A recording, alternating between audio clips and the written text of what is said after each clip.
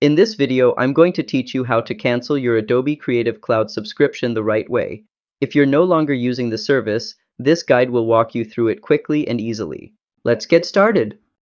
First, go to creativecloud.adobe.com and sign into your account using your Adobe login details. Once you're signed in, you'll be taken to your dashboard.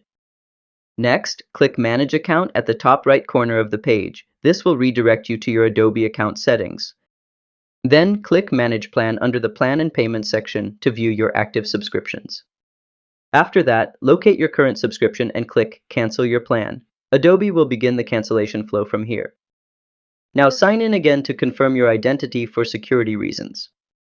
Finally, click Continue through each screen, respond to the feedback prompt if required, and your subscription will be canceled.